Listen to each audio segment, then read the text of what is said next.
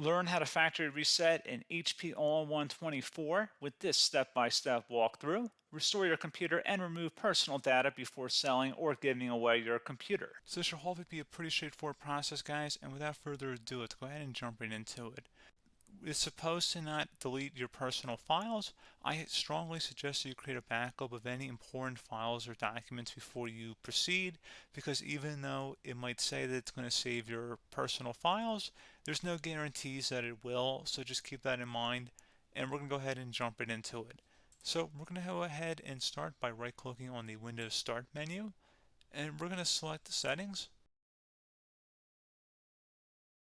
You want to select System, and then on the right side, scroll down until you get to Recovery.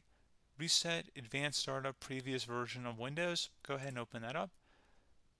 So we're going to start by going underneath Recovery Options, reset this PC, choose to keep or remove your personal files, then reinstall Windows. Go ahead and select Reset PC. Underneath Choose an option, Keep My Files removes apps and settings but keeps your personal files. Now, like I said, there's no guarantee, but you still want to create a backup, but we are going to select that for today's tutorial here. And it's going to ask how would you like to reinstall Windows. I usually do a local reinstall, so that's what I'm going to select. And current settings is going to reinstall Windows from this device, and then we're going to select next again. This shouldn't take too long here, guys. And resetting will change settings back to their default, keep personal files, reinstall Windows from this device, remove all apps and programs, and you can also view what apps will be removed. This will take some time and your PC will restart. These are the apps that will be removed, so take note of that. So you're definitely going to have to reinstall some stuff once it's done. So it looks like I accidentally closed out of there, so I'm just going to go back to exactly where we were. And we're just going to go ahead and proceed with the reset here and select reset.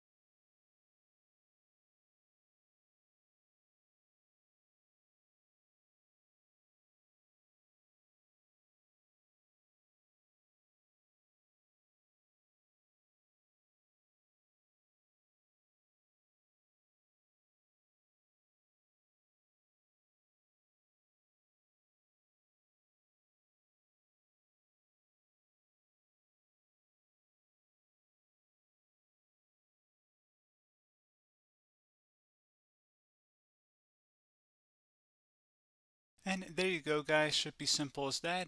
Go ahead and reinstall any of the applications that were removed. You can see a list of them by clicking on the link that's going to be on our desktop here. And that's pretty much it, guys. So, as always, thank you for watching this brief tutorial. Do hope I was able to help you out, and I do look forward to catching you all in the next tutorial. Goodbye.